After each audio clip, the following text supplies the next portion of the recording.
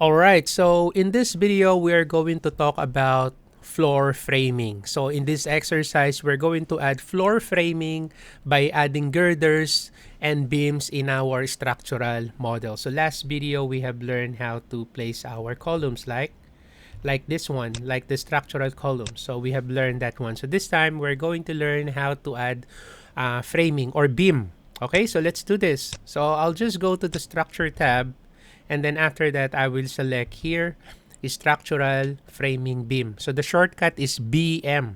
Okay, so I just need to click that one, and then you can see here that I already have a family loaded here. So if you don't have a loaded family inside your project, so what you can do is you can go to the insert tab and then go to the load Autodesk family. So it loads an Autodesk family from the cloud.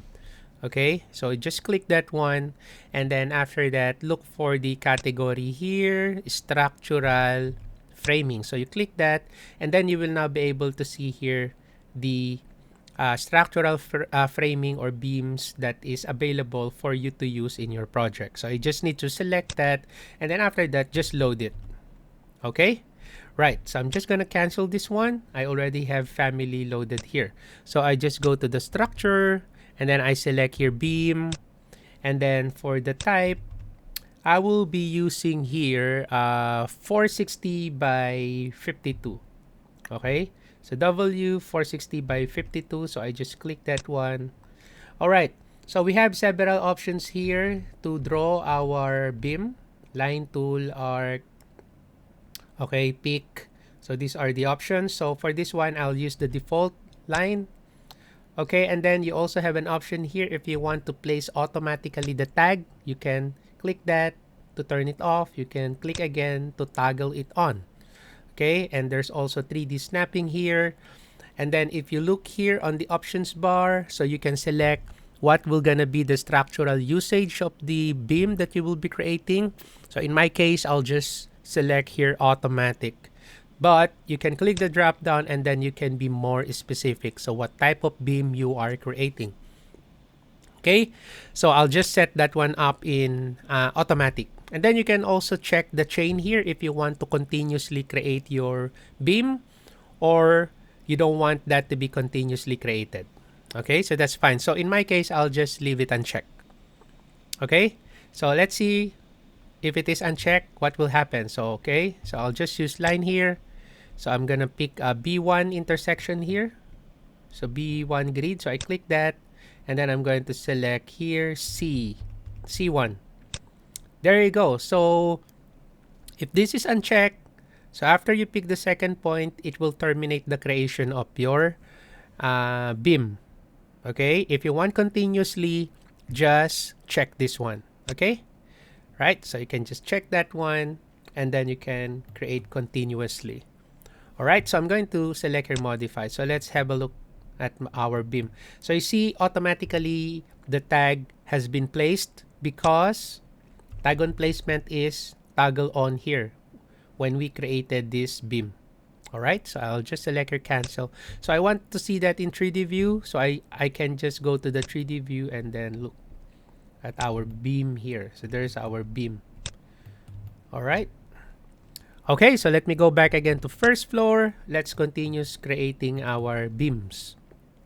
So if I select this one, so Revit categorized that as a girder, structural framing girder. Okay, so that is the structural framing that you create between structural columns. Okay, between structural columns, so that's a girder. All right, so let me just go back to structure, beam, same type, tag on placement on. All right, so this time I'm going to check the chain. So as you can see, if I click C1 and D1, it will not terminate. So I can still continuously create my beam. There you go. So once I'm done, so I just need to select here modify. So there are other options to create my beam here. Okay, so let me show you. So let me select the beam, and then there's an option here on grids. Okay, so on grids. So I'm going to turn on grids. Okay, and then after that, I'm going to select D, E, F, G grids. So like that, crossing selection like that. Okay. And then after that, make sure you finish it. All right. And there you go. So you just created your beams there. Okay. All right. So let's continue creating our beam here. So I'll just use the on grids again. So I'll be selecting 2, 3, 4.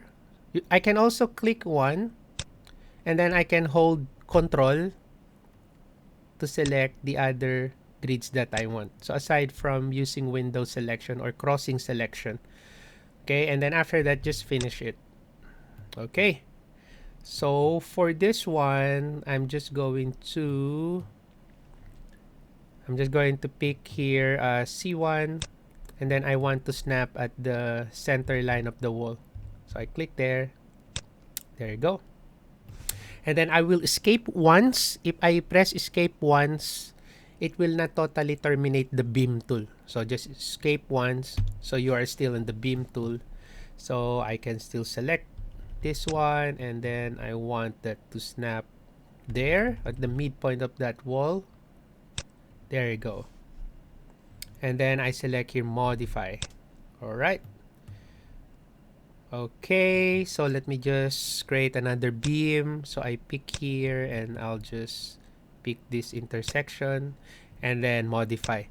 And then you will notice here, this one, the line weight of this is different from our girder. If I select this one, Revit categorize it as other type. You see, other. That's other type of structural framing. Okay, the other type is a girder. So what will happen if you are going to create your structural beams in between girder? So what type of beam is that? So I'm going to select the beam, and then I'm going to change the type. So let's say I use 310 by 38.7. So I'm going to snap at the midpoint. Okay, so if you're having a trouble snapping at the midpoint of your beam, so what you do, you move your pointer along the midpoint and then press tab. Okay, there you go. So you can press tab continuously until you see the midpoint symbol, which is that triangle. So that's the midpoint symbol. So once you see that, you click. All right, and then same here. So I want to snap at the midpoint, so I'm gonna put my pointer along the middle and then press tab, tab again, tab, tab. There you go. So once you see the midpoint symbol, just click. All right, and then I select here modify.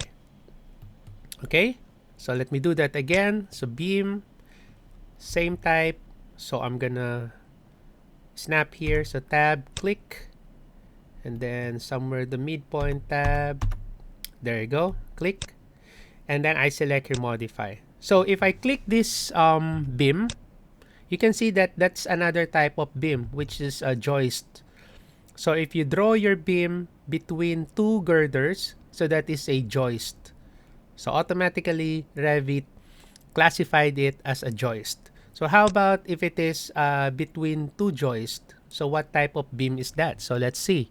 So I'm going to select the structural framing, snap at the midpoint. So here I don't need to press the tab, so I just need to move my pointer along the midpoint and it will show me the snap point. So I click that, and then I click the triangle here again, midpoint, click, there you go, and then I select here modify. So I click this beam. So that's another type, which is purlin. Okay, so if it is between two joists, so that framing that you will be creating is a purlin.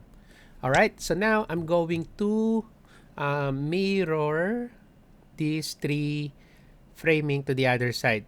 Okay, so I can use window selection like that, right to left selection, and then I'll be using here mirror pick axis. Just click that one, and then I will select my F grid here as my mirror line. So I click that one. There you go, and then I select here modify.